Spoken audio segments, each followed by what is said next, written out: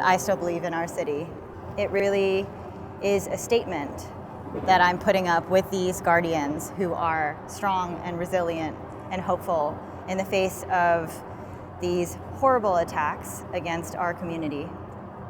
It is a public art series created in partnership with the New York City Commission on Human Rights to address the anti-Asian bias and hate crimes that have been on the rise as of late. I'm Amanda Phingbodhipakkiya. I'm a Brooklyn-based multidisciplinary artist, and my work makes the invisible visible.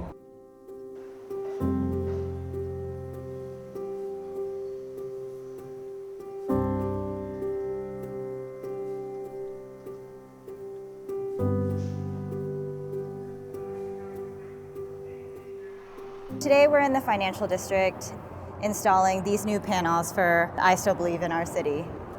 We see these figures depicted larger than life. And what they do is they lift us up. They hold our community and they say, despite what we've been through as Asian Americans and as New Yorkers, we're still here fighting every day for our shared future. You know, I think what's great is that everybody who passes by these women can see a little bit of themselves. Yeah. We all have stories from our youth of being subjected to various forms of Asian American racism. We've also seen in the past year kind of powerful movements like the Black Lives Matter movement, where we've been in solidarity and in coalition with different communities throughout the city to fight against anti-Black racism. Now we're talking about anti-Asian racism. New York City, because of its diversity, I think is a city where we want our different communities to be standing up for each other in solidarity.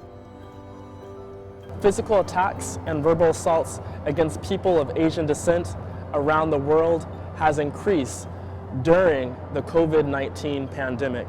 The United Nations, since its beginning, has fought against racism and racial discrimination, specifically with the Universal Declaration of Human Rights. And the United Nations Office for the High Commissioner for Human Rights is fighting against racism, discrimination, xenophobia, and fighting for minorities and indigenous peoples as well.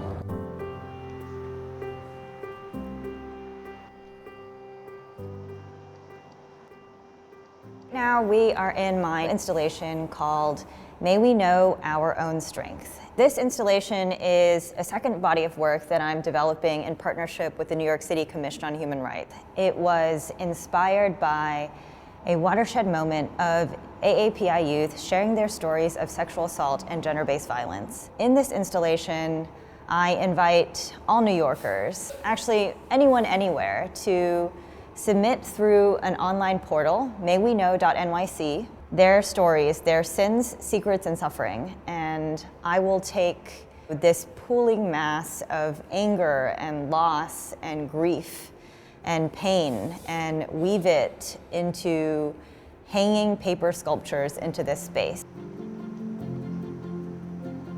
This is a message received yesterday. I am a survivor of sexual abuse. My older male cousin molested me when I was 12.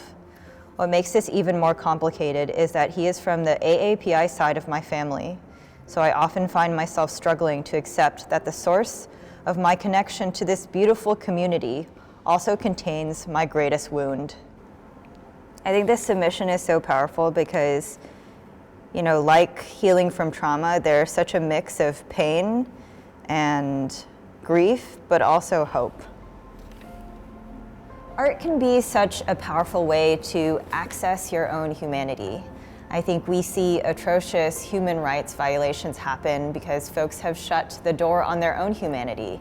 Art can really be a way to bring your humanity back home.